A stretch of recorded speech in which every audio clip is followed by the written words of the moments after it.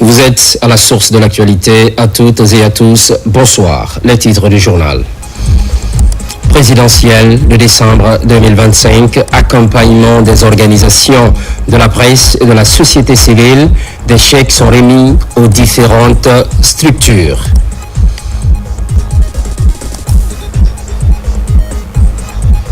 Inauguration du centre de santé de Timbi Madina, préfecture de Pita. L'infrastructure va sans doute renforcer les offres de soins dans cette sous-préfecture. Remise officielle des médailles aux athlètes de la Fédération guinéenne de patinage à roulettes, une compétition récemment organisée au Sénégal. C'est tout pour les titres. Bienvenue. Suivi des actions gouvernementales en matière d'infrastructure, le Premier ministre se rend sur plusieurs sites d'ouvrage de franchissement et c'est pour s'assurer de l'état des réalisations. Ousmane Bangoura. Ce samedi, le Premier ministre Amadou Ouriba a parcouru plusieurs quartiers de la capitale, de Kassonya à Kakimbo, en passant par le kilomètre 36 et Kissoso. Sur chaque site, le chef du gouvernement est venu constater l'état des ouvrages de franchissement réalisés et échanger avec les populations riveraines. Sanoa est fermement engagé. Nous sommes plus qu'honorés de recevoir le Premier ministre. Nous sommes là à matérialiser les instructions de la plus haute autorité. Face aux communautés, le Premier ministre a insisté sur la nécessité de préserver ces infrastructures indispensables à la mobilité et à la sécurité des usagers. C'est pour rappeler que la préoccupation des autorités au plus haut niveau, c'est avoir Conakry une ville propre. La décharge de Dar Salam sera fermée. Elle sera fermée et sera transformée en un lieu où les populations de Conakry et de Guinée, dans 2 ans ou 2 ans et demi, lorsque tout sera terminé, chacun aimera aller vivre au cœur de la décharge, à côté de la décharge, parce que ce sera l'endroit le plus féerique, le plus beau, le plus recherché de la zone de Conakry. À travers cette démarche, l'exécutif réaffirme sa volonté de garantir la durabilité des investissements publics et de promouvoir une culture d'entretien collectif. Présidentielle de décembre 2025, accompagnement des organisations de la presse et de la société civile. Les chèques sont remis aux différentes structures. C'est pour matérialiser la convention de partenariat qui lie la DGE à ces organisations. Amadou Touré. Tout comme au scrutin référendaire du 21 septembre dernier, la Direction générale des élections a renouvelé son partenariat avec les associations professionnelles de presse et les organisations de la société civile, les unes pour une large communication citoyenne sur le processus et les autres dans le cadre de la mobilisation et l'adhésion massive des populations au processus en cours. Cette convention sur 3 mois et aujourd'hui l'accompagnement financier que Madame la directrice de la DGE a bien voulu mettre à la disposition des associations de presse. Ils étaient là pour la remise des chèques concernant cette convention. Ils sont déjà rassurés de l'engagement de la presse privée. Donc je dirais tout simplement ils doivent aussi être rassurés cette fois-ci encore que le travail se fera dans de meilleures conditions et tout en respectant les règles de l'art. Parallèlement, au niveau central, le gouvernement a mis à la disposition du ministère de l'administration du territoire et de la décentralisation 14 véhicules tout-terrain pour faciliter le travail de supervision de ces cadres. Aujourd'hui, nous faisons la remise des 7 premiers véhicules que nous avons reçus qui vont aller au haut cadre du ministère, notamment les conseillers et les directeurs. Et comme vous le savez, le ministère de l'administration du territoire est au cœur du processus électoral et nous avons besoin effectivement de nous déplacer. Ces différentes initiatives visent à apporter plus de crédibilité et de fiabilité au processus électoral en cours dans un élan d'inclusion de tous les acteurs concernés. Concertation au ministère de la Jeunesse. Autour de la table, les cadres du département ainsi que les partenaires techniques et financiers. Il est question d'établir une feuille de route pour mieux coordonner les actions au profit de la jeunesse. Diarra Diallo. À ce jour, le ministère de la Jeunesse est engagé dans une dynamique de coordination des interventions, des projets en faveur des jeunes et du renforcement de leur participation pour le développement du pays. C'est dans cette optique que se tient cette deuxième réunion du cadre national de concertation pour la promotion de la jeunesse. Cette stratégie de coordination des actions vise à harmoniser les politiques d'insertion, à partager les bonnes pratiques et à assurer un meilleur suivi des projets destinés aux jeunes. En tant qu'acteur de la conception, parce qu'on a participé à l'élaboration de l'ensemble de ces outils. Aujourd'hui, nous sommes au cœur de cette stratégie de mobilisation des ressources et de mobilisation des partenaires et nous espérons être au cœur de la mise en œuvre pour que nous puissions vraiment être non seulement acteurs mais en même temps bénéficiaires de tous ces projets et programmes au bénéfice de la jeunesse. La rencontre a permis aux acteurs de passer en revue le suivi des recommandations issues de la première réunion du cadre de concertation qui s'est tenue le 10 février 2025. Il a été aussi question de partager les perspectives et les actions à mener en 2026. Ce que nous allons dire, c'est que dans cette période, nous sommes à la modicité des ressources. À notre côté, nous allons essayer de mobiliser, nous allons essayer d'investir, mais on va aussi compter sur le gouvernement à travers le ministère pour investir un peu plus, pour qu'on puisse aller un peu plus loin ensemble. Nous avons décidé, en plus des autres activités qui seront menées, d'avoir un programme ambitieux à l'image du bossage qu'on avait ici, qui prend en compte toutes les directions nationales et générales ici qui ont des activités et qui vont mettre en place un programme ambitieux pour s'occuper de l'émancipation et de l'épanouissement des jeunes. Pour 2026, des projets structurants destinés à la jeunesse guinéenne sont envisagés. Ce second cadre de concertation marque désormais une étape supplémentaire pour une approche plus inclusive et collaborative dans la promotion de la jeunesse guinéenne. Incendie ravageur au dépôt d'hydrocarbures de Kaloum, près de 3000 personnes impactées selon les chiffres officiels. Après cette tragédie, le gouvernement et ses partenaires réaffirment leur soutien aux victimes. C'est à l'image du Fonds monétaire international à travers la facilité de crédit rapide. Mounir Bari, Maïmouna Bella Diallo. Après l'incendie du 19 décembre 2023 au dépôt d'hydrocarbures de Kaloum, les autorités guinéennes et leurs partenaires multiplient les actions pour renforcer la résilience des victimes. Dans cette dynamique, le Fonds monétaire international mobilise 5 millions de dollars pour financer des micro-projets portés par les familles sinistrées. Ce n'est pas un don, mais c'est plutôt un fonds qui permettra aux ménages sinistrés de Kaloum de se relever. Ça leur permettrait de faire des micro-projets. Permettez-moi avant toute chose d'exprimer au nom du gouvernement notre profonde solidarité envers les familles touchées par la tragédie du 18 décembre 2023. Ce drame a bouleversé notre pays et continue d'appeler un engagement collectif fort pour accompagner les ménages éprouvés. Plusieurs départements sectoriels sont associés à cette initiative.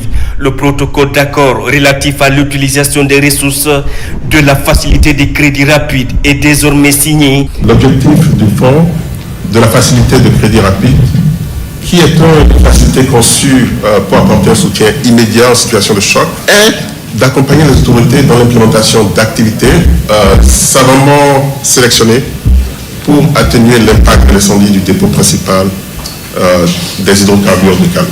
Le financement de 42 milliards accordé au FAEF, son utilisation permettra d'accompagner les ménages sinistrés via le financement des micro-projets générateurs de revenus afin de renforcer leur résilience et leur autonomie économique.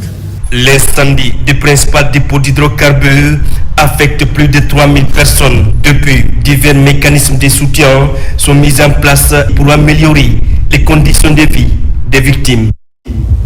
Modernisation de l'administration publique. Fini la formation de la deuxième cohorte du certificat de compétences administratives. Une promotion 2025 placée sous le signe de la performance. Mamadi Terna Kamisoko.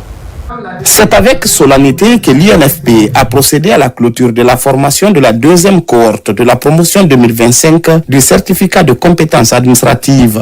Une formation de 4 mois qui vise à renforcer les capacités des agents publics et à insuffler une nouvelle culture de performance au sein de l'État. Chers récipiendaires, depuis plusieurs mois, vous avez fait preuve d'engagement, d'assiduité et de professionnalisme. Vous avez su tirer profit de cette formation pour acquérir des compétences essentielles à une gestion publique moderne, éthique et orientée vers les résultats. La cérémonie qui nous réunit aujourd'hui ne se résume pas à une simple remise de certificat.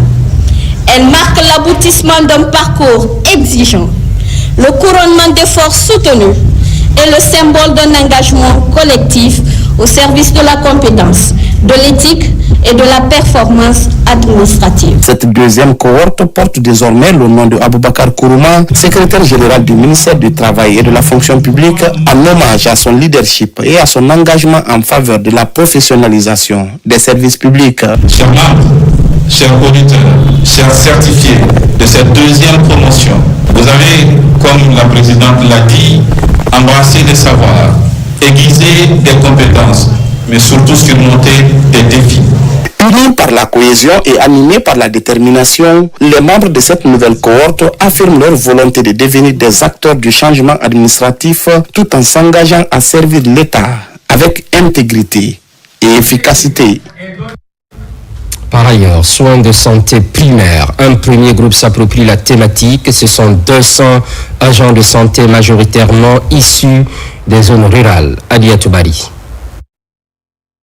Durant 2 mois, ces agents ont suivi une formation intensive combinant cours théoriques, sessions pratiques et mise en situation réelle. L'initiative vise à améliorer leurs compétences en diagnostic, prise en charge de base, prévention, référence des cas compliqués et promotion de la santé communautaire. Une formation dense orientée vers les réalités communautaires de leur localité. Face à l'épidémie des mpox qui touche notre pays, le renforcement des compétences en soins de santé primaire devient encore plus urgent. C'est dans ce contexte que le ministère de la Santé et de l'Hygiène publique a initié cette formation visant à renforcer les services dans les centres et postes de santé des régions de Bouké, Mamou, Labé, Kankan, Farana et Zérekori. Nous repartons chacun dans nos structures respectives avec des compétences renforcées et la détermination de mettre en pratique l'ensemble des connaissances acquises pour améliorer la qualité des services offerts à nos populations.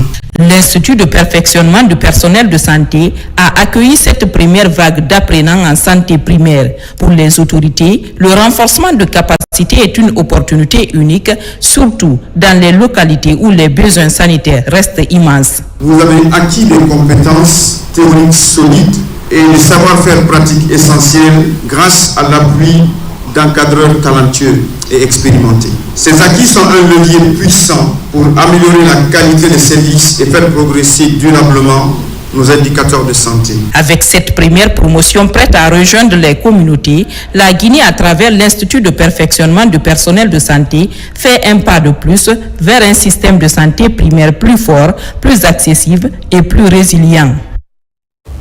On enchaîne avec l'inauguration du centre de santé de Timbi Madina, préfecture de Pita. L'infrastructure vient renforcer les offres de soins dans cette sous-préfecture. La mise en service est assurée par le ministre de la Santé, Kama Maroufba. En périphérie de la commune rurale de Timbi Madina, le centre de santé amélioré de la localité.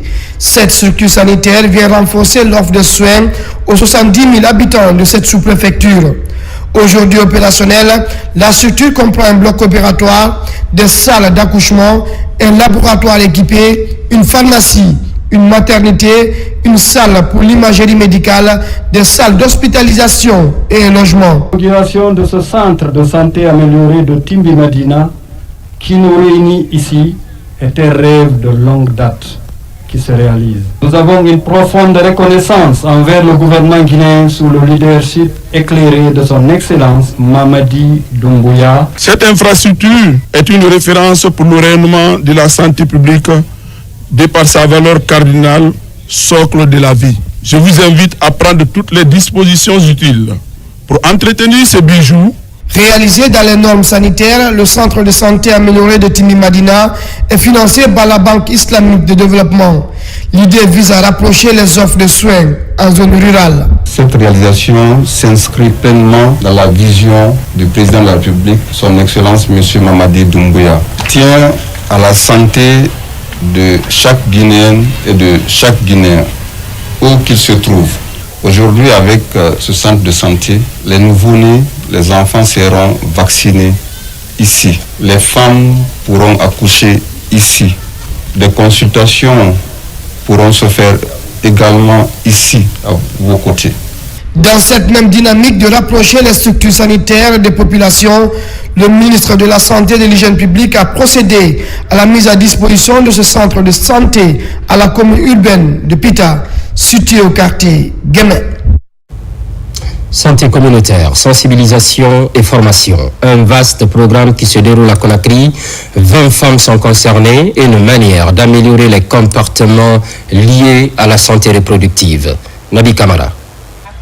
Former, sensibiliser et améliorer durablement les comportements liés à la santé reproductive, maternelle, néonatale, infantile et nutritionnelle. C'est l'objectif d'un vaste programme de formation de santé communautaire qui vient d'être lancé à Conakry et dans la région des Élécourés. C'est le Centre guinéen de formation et d'éducation pour le développement qui est le pilote. Le projet en général vise à former les femmes et les filles, les jeunes, les adolescents, afin d'adopter des comportements favorables à la SRMANIANUT, c'est-à-dire la santé reproductive, néonatale, infantile et de la nutrition des enfants en République de Guinée. Nous attendons de ces membres de ces OCB d'aller vraiment démultiplier cette formation dans leur organisation de base, mais aussi au-delà de ça, sensibiliser les communautés aux bonnes pratiques. Sur le financement de l'ONU Femmes, le programme intervient dans les 13 communes de la capitale et la commune urbaine des Élécourés. Ici, à Conakry, une vingtaine de femmes ont bénéficié de cette formation. On a eu à échanger avec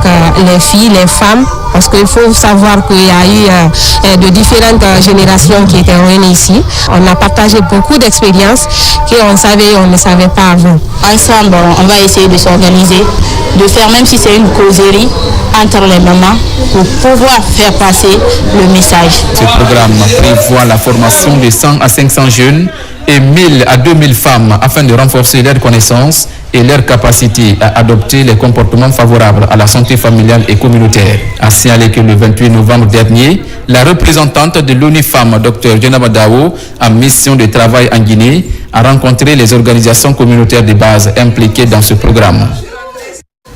De l'exil à l'excellence, le compatriote Abou Sangaré est honoré en France. Cela fait suite à sa brillante prestation dans le film L'histoire de Souleymane. Cette distinction est présentée à la représentation diplomatique. Mohamed Souma, Amadou Touré. Abou Sangaré est l'acteur principal du film L'histoire de Souleymane de Boris Lokin, sorti en 2024. Le film, inspiré en partie de son propre histoire, raconte l'histoire d'un jeune Guinéen sans papier qui travaille comme livreur à vélo à Paris et se bat pour obtenir le statut de réfugié. La performance d'Abou Sangaré lui a valu le prix d'interprétation masculine dans la catégorie Un certain regard au Festival de Cannes en 2024 et le César de la révélation masculine en 2025. Des distinctions qu'il est venu présenter à son pays à travers l'ambassadeur de la Guinée en France. Je suis très content que ce film aille loin, que tout le monde le voie, puisque c'est important dans notre monde aujourd'hui. C'est important aussi pour nos jeunes Guinéens qui, à l'heure où je parle là, il y a tout le monde qui veut venir en Europe. C'est important aussi de leur montrer ces films-là pour dire qu'ici, c'est pas simple. Honoré par cette marque patriotique, l'ambassadeur Senkoun Silla a loué les qualités professionnelles et le parcours atypique de ce jeune Guinéen et sa remarquable résilience face aux défis du parcours migratoire. À l'ambassade de Guinée à Paris et de nous présenter son prix d'interprétation du meilleur acteur européen, mais aussi le César qu'il a obtenu et qui honore non seulement ses œuvres, mais qui honore aussi la République de Guinée. En venant ici à la représentation diplomatique de son pays à l'Hexagone, le jeune lauréat Abou Sangaré s'est fait accompagner par sa directrice de casting ainsi que du réalisateur du film à succès, L'histoire de Souleymane. Retour au Bercail. En France, à Kissidougou, la solidarité et la prévention sont prônées. À l'hôpital préfectoral, des enveloppes symboliques sont offertes aux mères de famille. En plus de ce geste, insister sur la protection des nouveau-nés. Sans la Sagnon.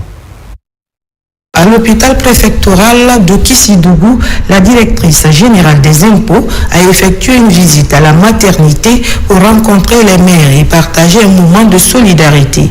Au cours de cette tournée, elle a remis des enveloppes symboliques aux femmes tout en les sensibilisant à l'importance de l'hygiène, notamment dans les soins maternels et infantiles. Mon sentiment, c'est des sentiments de satisfaction. Notre sœur Fatoumata Binta Diallo, envoyé spécial du président Mamadi Doumbouya, nous leur souhaitons longue vie et succès. Les populations sont très satisfaites. On sait que le président Mamadi Doumbouya, c'est un président qui est proche des populations. Cette visite rappelle que la protection des mères et des nouveau-nés demeure une priorité nationale. Nous sommes vraiment très contentes avec la période difficile que nous traversons. Ce n'est pas évident. Merci.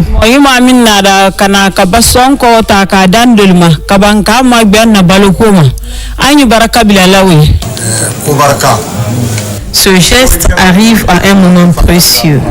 Ces femmes vivent des moments difficiles. Du fond du cœur, nous vous remercions. Un moment de proximité, d'écoute et d'engagement qui illustre la volonté des institutions publiques de rester au plus près des populations. Agriculture performante, on en parle. Des herbicides sont réceptionnés par les autorités. Une bonne nouvelle pour les producteurs confrontés aux difficultés liées aux mauvaises herbes. Résultat attendu, augmenter les rendements. Aboubakar Djabi, Fodé Camara. Le ministère de l'Agriculture et ses partenaires s'engagent à stopper les mauvaises herbes des ennemis dévastateurs des cultures. Plus de 500 000 litres d'herbicides totaux sont ainsi réceptionnés grâce à l'appui de l'entreprise MC Group. Ce soutien direct aux producteurs à l'entame de la période culturelle est essentiel pour lutter efficacement contre les mauvaises herbes qui menacent les rendements. Aider les producteurs, les appuyer dans la lutte contre les herbes, ça c'est déjà un avant-goût pour promouvoir la productivité. À ce niveau, j'invite la direction à prendre les dispositions utiles le plus rapidement possible pour mettre en place une clé de répartition selon des critères objectifs de manière à faire parvenir à ceux qui sont dans le besoin. La réception de cet important lot d'herbicides dont le dosage permet de couvrir environ 1 à 2 litres par hectare marque une étape stratégique dans la sécurisation de la production agricole nationale. On est aujourd'hui à la réception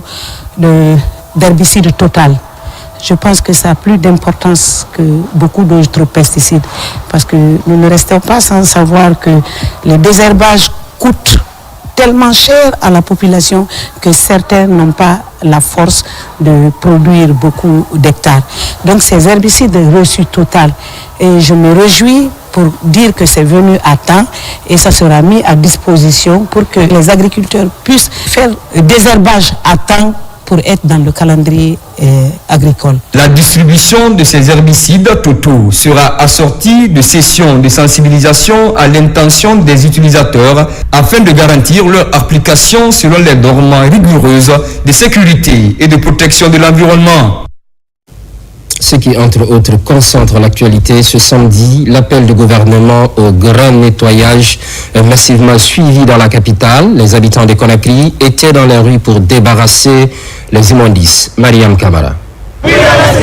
Ce samedi 6 décembre, les rues de Conakry ont changé de visage. En réponse à l'appel des autorités, des citoyens de toutes les communes se sont réunis pour un grand nettoyage collectif. Une mobilisation inédite planifiée par le ministère de l'Hydraulique et des Hydrocarbures en charge de l'assainissement. Depuis le lancement de cette campagne ce matin, il y a une forte mobilisation. Au-delà du nettoyage, c'est aussi la conscientisation. Il faut que les populations comprennent que si aujourd'hui il y a beaucoup de sujets qui ne sont pas pris en compte par l'État, c'est parce que des montants colossaux sont investis dans le cadre de l'assainissement. L'objectif est que ça soit, disons, une habitude ancrée qui permet d'assainir nos maisons, aussi nos rues. L'objectif est clair, éliminer les principaux points noirs qui tachent la capitale. Partout, l'élan de solidarité a été palpable. Une journée pour balayer les déchets, mais aussi pour balayer les mauvaises habitudes. Nous avons répondu à l'appel tout d'abord parce que ce nettoyage, il nous concerne. Qu'on nous appelle ou pas pour assainir le quartier de Lombaye parce que c'est pour notre bien-être, c'est pour notre santé. Cette activité d'assainissement est une activité citoyenne et dans toutes les communes, il y a une forte mobilisation et cela a permis non seulement de ramasser les ordures, mais aussi c'est une façon de sensibiliser aussi les citoyens par rapport à la problématique de gestion des déchets. Pour le ministère de l'Hydraulique et des Hydrocarbures, la priorité est désormais de capitaliser sur cet élan. Il s'agit non seulement de pérenniser l'action, mais surtout de susciter une prise de conscience durable sur l'importance de la salubrité publique. Cet acte citoyen ne s'est pas limité à Conakry. L'opération Coup de balai est élargie à l'ensemble du territoire national. Au même moment, le ministre de la Défense était dans les rues de Conakry. À ses côtés, le chef d'état-major général des armées. Plusieurs quartiers ont été assainis. Lieutenant Sana Kamara. Pour cette journée citoyenne, l'armée guinéenne est mobilisée autour de son ministre de la Défense nationale, l'ambassadeur Aboakassidi Kamara, accompagné du chef d'état-major général des armées, des chefs d'état-major de l'armée de terre, air et le chef d'état-major adjoint de l'armée de mer, ainsi que les commandants des grandes unités de la capitale, ici au rond-point du grand marché de Matoto. Nous avons reçu les instructions du chef suprême des armées, le président de la République, pour venir nettoyer les rues. L'armée a toujours eu pour devise notre nation, notre raison d'être. Nous nous joignons à la mairie de Matoto, aux collectivités décentralisées pour venir nettoyer nos rues parce que c'est la source de la santé, du bien-être. Il est temps que nous nettoyions nos rues. Des mesures d'assainissement urbain prises par l'État guinéen dans le but de sauvegarder la santé publique en brisant le cycle de transmission des maladies liées à l'insalubrité. Vous remerciez tous au nom du ministre de la Défense nationale. Je voudrais aussi vous remercier au nom du chef d'état-major général des armées, de vous féliciter, vous remercier, vous encourager pour cette activité citoyenne que vous venez de faire. C'est ça la volonté de monsieur le président de la République, que nous participions à nettoyer, à aider la population, à rendre cette ville propre. Comme l'armée, le personnel du ministère du Commerce et les femmes vendeuses du marché des Matoto, dans une ambiance festive, étaient également mobilisés. C'est un appel citoyen que l'armée a lancé. Ils seront là, à côté de la population, mais nous devons faire une gestion responsable de nos déchets. Nous devons changer de comportement. Fidèle à sa vocation, l'armée guinéenne est toujours à l'œuvre pour servir sa nation. Mois de décembre, mois synonyme de déplacement pour lutter contre les accidents de la circulation. La prévention est privilégiée. Une campagne de sensibilisation vient d'être menée sur la route Koya-Kindia. Yaya Silla. Sur cette route, l'ONG Passroute mène une campagne de sécurité routière. Le slogan « Doucement, c'est sûrement ». Entre Koya et Kindia, choisissons la vie, pas la vitesse. Il s'agit de sensibiliser les camionneurs, souvent fatigués, véhicules mal entretenus, risquent de chauffage des freins dans les descentes. Les chauffeurs de taxi minibus sont les plus concernés. C'est une action que nous, en tant qu'ONG de la société civile, nous avons initié à réaliser sur le terrain. Notre but, c'est de soutenir les actions de l'État dans le cadre de la lutte contre les accidents de la route sur la... À cette campagne de sensibilisation sur la circulation routière, les autorités locales sont associées, tout comme les brigades mobiles qui doivent plutôt se déplacer que de se regrouper en un carrefour. L'article 10 dit que le conducteur est toujours maître de son volant de direction. Alors, il doit faire attention avant de quitter le point de départ. Il doit contrôler en principe son véhicule. Si vous faites excès de vitesse, ça peut provoquer l'accident. Et surtout, si les gens prennent des substances là pour se mettre derrière la direction, l'alcool, la drogue, ils prennent ça pour être derrière la direction, ils vont plus se contrôler. Tout ce qu'ils ont en tête, c'est là où arriver à destination. Le mois de décembre doit être mis à profit pour accentuer cette campagne de sensibilisation sur les accidents de la route entre Koya et Kindia. Sécurité routière, toujours 4e édition de la Semaine nationale, une démarche préventive contre les accidents de la circulation. À Mamou, plusieurs activités sont organisées au profit des conducteurs. Mamadou Patebalé. En Guinée, les accidents de circulation se multiplient sur les différents axes routiers du pays. Face à l'ampleur du phénomène, le ministère des Transports, à travers l'Agence guinéenne de la sécurité routière, tente de réduire les cas d'accidents qui continuent d'endeuiller de nombreuses familles, d'où le lancement à Mamou de la 4e édition de la Semaine nationale de la sécurité routière. L'Agence guinéenne de la sécurité routière, dans une démarche inclusive, à travers la Semaine nationale de la sécurité routière, a pour objectif de réduire de manière significative les accidents de la route. Pour cette 4e édition, la Guisère a mobilisé 140 conducteurs d'engins roulants venus des transports en commun, des responsables des syndicats de la région. Ils ont eu 2 jours d'échange pour recevoir toutes les notions liées à la pratique de leur métier. Une personne qui n'est pas formé est très dangereux pour la population. Pour réussir ce programme, le ministère des Transports et la Guisère bénéficient de l'appui du ministère de la Sécurité et de la Protection civile dans le but d'atténuer la fréquence des accidents le long de nos axes routiers. Je voudrais assurer aux participants de l'engagement de l'administration régionale à soutenir les initiatives visant à améliorer la sécurité routière. Nous sommes convaincus que la collaboration entre les différents acteurs est essentielle pour atteindre cet objectif. Aujourd'hui, la lutte contre les accidents de circulation interpelle l'ensemble des acteurs du secteur, conformément à la volonté politique du chef de l'État, Mamadi Doumbouya, pour que la sécurisation des personnes et de leurs biens soit une réalité. Parallèlement, lutte contre les accidents ferroviaires, la sensibilisation touche les élèves de l'école Fidel Castro. C'est en banlieue de Conakry, une manière de les mettre à l'abri des accidents sur la voie ferrée. Moussa Bangoura. L'amicale des jeunes pour la sauvegarde de l'enfance et de l'adolescence multiplie les efforts sur le terrain pour réduire le taux d'accidents ferroviaires dans les quartiers. Ici, à l'école Fidel Castro, à Dar Salam, commune de Bessia, les élèves ont été conscientisés sur les dangers des accidents ferroviaires et le jet des ordures sur les rails de Roussal Sebeka. Nous allons sensibiliser les riverains au long des rails pour éviter les accidents ferroviaires. Le rail est fait pour le train et non pour les élèves. Je dirais comme toujours, de dire aux enfants de faire très attention au train, de ne pas marcher sur les rails, de ne pas s'asseoir sur les rails, de ne pas prendre les rails comme des raccourcis, car le train ne peut pas s'arrêter brusquement.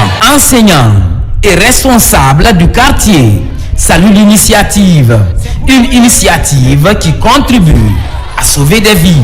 L'école se trouve tout près des rails et cette sensibilisation, ça devient une opportunité pour eux afin d'éviter ces accidents ferroviaires. Ça me va droit au cœur pour que mes enfants, les jeunes de notre quartier puissent vraiment savoir comment utiliser ces rails. Et quand vous êtes sur les rails, quelles sont les précautions que tu vas prendre pour ne pas que tu sois surpris par le train. C'est parti donc pour 20 jours de sensibilisation. Riverains installés le long de la voie ferrée, marchands ambulants et tenanciers seront touchés par cet exercice citoyen.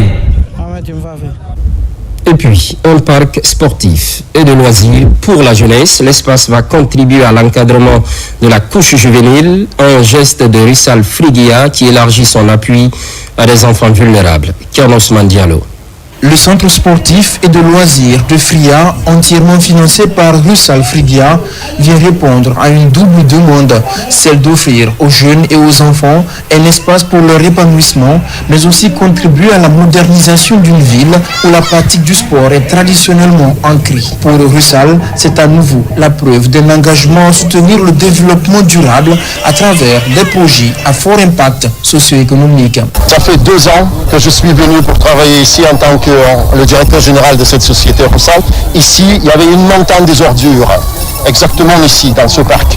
Donc moi, je me suis dit qu'il faut faire quelque chose pour changer la situation parce que c'est tout au centre-ville, c'est à côté de nous, à côté de la préfecture même. J'ai pris un engagement de mettre en place un parc de loisirs et de sport pour la population de Fria et vous témoignez aujourd'hui que le parc est réalisé. C'est devenu la réalité. Espace de divertissement et d'encadrement, le parc sportif et de loisirs de Fria est aussi pensé et réalisé pour aider les jeunes à faire prospérer des idées de projets. Cet instant solennel marque une étape majeure dans l'histoire récente de notre commune. Il témoigne de notre volonté collective d'inscrire Fria sur la voie d'un développement harmonieux, ambitieux et durable. Nous tenons réellement à remercier la société Russal pour cette belle infrastructure qui vient rejoindre la grande liste des activités des grandes infrastructures que le gouvernement, à travers la vision de Monsieur le Président Mamadi Doumbouya. Après l'inauguration du parc sportif et de loisirs de Fria, la société Russal Frigia a entrepris un programme d'assistance aux enfants dans les orphelinats de la ville. Pendant ce temps, dans la région de l'Abbé, le Lions Club est au chevet des élèves. Cela fait suite à la déperdition scolaire constatée à Gadaoundou, préfecture de Koubia. Sur place, 300 kits scolaires complets sont offerts aux élèves. Son assaillant. À l'image des autres Lions Club du pays, le Lions Club Oumoul Kiramiba de l'Abbé multiplie les actions en faveur du développement local. Constatant une forte déperdition scolaire liée à la pauvreté des parents dans la commune rurale de Gadaoundou, préfecture de Koubia, l'organisation offre 300 kits scolaires complets aux élèves. Nous sommes là aujourd'hui pour témoigner que la solidarité ne se limite pas dans les grandes villes. Et notre sens d'existence en tant que club à l'Abbé, c'est véritablement de venir au secours des enfants les plus vulnérables. À travers la population, nous sommes extrêmement pauvres. Les élèves venaient, il n'y avait pas de tenue, pas de cahier, pas d'ardoise. Ils viennent seulement. Si un élève écrit, il finit, il passe l'ardoise à une autre personne. Si aujourd'hui nous obtenons ce matériel, franchement, nous sommes contents. La cérémonie de remise qui comprend l'ensemble des fournitures scolaires mobilise autorités locales, responsables éducatifs, parents et élèves de toutes les écoles de Gadaoundou. Émus, les parents et les autorités saluent un geste qui vient soulager de nombreuses familles et encourager la scolarisation des enfants. Nous sommes très contents de Lions Club Oumou-Kiramiba de l'Abbé pour ce geste. La plupart des parents d'élèves n'avaient pas le moyen pour acheter des fournitures scolaires.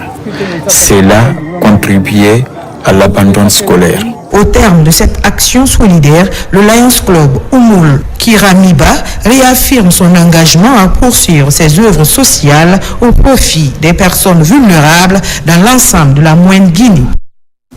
Vers le haut débit, progressivement, le dispositif se met en place. Les acteurs impliqués se retrouvent à Kindia. Objectif, établir le bilan annuel ainsi que le budget pour 2026. Nimousse Diakité. La Guinée poursuit sa transition numérique dans le but de développer davantage l'accès au haut débit. Un programme d'intégration régionale porté par le projet de transformation numérique pour l'Afrique Wardip. À Kindia, les acteurs de l'unité de gestion et les bénéficiaires de Wardip Guinée se retrouvent autour du plan de travail qui sera mis en œuvre au cours de l'année 2026. En République de Guinée, nous n'avons qu'un seul câble sous-marin. Nous mettrons en place un système d'adressage numérique. Nous mettrons en place le CERP national, qui est le centre d'alerte en cybersécurité. Nous mettrons aussi en place la plateforme PKI, qui est une plateforme, une infrastructure à clé publique. Et c'est important de rassembler tous les bénéficiaires afin de travailler sur ce PTBA pour 2026. Après avoir établi le bilan technique et financier 2025, les échanges ont aussi porté sur les contraintes, les leçons apprises afin de jeter les bases d'une planification réaliste et efficace pour 2026. On nous a formé comment rédiger les TDR que la banque peut valider sans problème. Et en plus, comment les avis à manifestation d'intérêt doivent être travaillés pour ne pas qu'on ait des difficultés au traitement des dossiers. Les priorités gouvernementales peuvent changer. Il faudrait qu'on recadre, qu'on redimensionne le projet en vue de l'adapter aux priorités définies par le gouvernement dans le cadre, n'est-ce pas, de son programme de développement socio-économique pour pour 2026. Le projet Wardip implique la Guinée, la Gambie, la Guinée-Bissau, la Mauritanie. Ces activités réformatrices devraient permettre l'atterrissement du deuxième câble sous-marin en République de Guinée. Sensibilisation contre les violences basées sur le genre, c'est dans le cadre des 16 jours d'activisme. Ambition affichée, mettre fin aux violences faites aux filles et femmes. Mohamed Kamara. C'est une campagne mondiale des 16 jours d'activisme contre les violences basées sur le genre qui est lancée à travers cette cérémonie. Gouvernement, partenaires et activistes unissent leurs efforts pour intensifier la lutte contre toute forme de violence auxquelles les femmes sont confrontées. Pour l'édition 2025, le thème intitulé « Tous unis pour mettre fin aux violences numériques faites aux femmes et aux filles » est dédié à la campagne. Aujourd'hui, les jeunes filles ne sont même pas informées que quand elles postent quelque chose sur les réseaux sociaux et qu'une autre personne prenne cette image-là pour republier ou faire autre chose, elles ne savent pas que cela constitue une violence numérique qui est aussi une violence basée sur le genre. Vous pouvez compter sur l'engagement indéfectible du système des Nations Unies pour soutenir le gouvernement guinéen dans ses efforts de prévention et de protection des droits de chaque femme et chaque fille. Nous restons mobilisés pour soutenir et protéger les survivantes. La validation de la politique nationale JAR 3, la mise en place du groupe thématique JAR sont quelques actions posées par le gouvernement pour promouvoir le JAR dans le pays. La campagne mondiale des 16 jours d'activisme contre les violences faites aux femmes et aux filles nous rappelle que la dignité humaine ne se négocie pas et que la violence n'a pas sa place dans une société qui aspire au progrès. Au cours de ces 5 jours d'activisme, mobilisons-nous en faveur d'un monde dans lequel la technologie sera une force au service de l'égalité et non un préjudice. Cette campagne de 2 semaines en différé permettra aux acteurs impliqués dans la défense des droits des femmes et filles de mener des actions de sensibilisation contre la pratique à travers tout le pays. Place maintenant à la Journée internationale du handicap, occasion d'accompagner des personnes à mobilité réduite. À Conakry, des activités sportives sont organisées au profit de cette couche vulnérable. Bakary Bamba Kondé. La journée internationale des personnes en situation de handicap est organisée tous les 3 décembre par les Nations Unies pour les soutenir. Cette année, la société UMS a organisé un match de gala mettant en avant les équipes de parasport de football des amputés et de para-haltérophilie. Une manière de promouvoir non seulement le sport, mais aussi sensibiliser le public à l'importance de l'inclusion et du respect des droits des personnes handicapées. Quand on est handicapé, on peut faire quelque chose. Quel que soit l'handicap que tu as, si tu as la volonté, Dieu et toutes les personnes de bonne volonté vont t'accompagner à développer ce que tu as entrepris ou ce que tu veux entreprendre. Mais quand tu choisis la mauvaise voie, ils vont t'accompagner dedans. Mais la meilleure façon de vivre, c'est de vivre dignement. Les personnes à mobilité réduite sont appelées à s'engager dans les activités sportives pour améliorer leur bien-être et la confiance en soi. Elles ont ainsi partagé leur expérience, encourageant d'autres à surmonter le handicap et à poursuivre leurs rêves. Après le football, la compétition d'haltérophilie a mis en lumière la force physique et mentale des sportifs. Être handicapé, peut-être c'est la situation physique qui est limitée, mais vous verrez quand même que mentalement, c'est des gens qui sont bien réfléchis. Donc, si vous avez une situation physique d'handicap, je me dis que ça ne doit pas vous limiter à vous rendre utile pour votre communauté, à vous rendre utile pour votre société et pour votre nation. En mettant en avant le sport comme un outil d'inclusion, cette initiative de l'UMS rappelle l'importance de soutenir les personnes en situation de handicap dans leur recherche de reconnaissance et d'égalité. La journée s'est conclue par la remise de satisfecit honorant les performances des travailleurs en situation de handicap.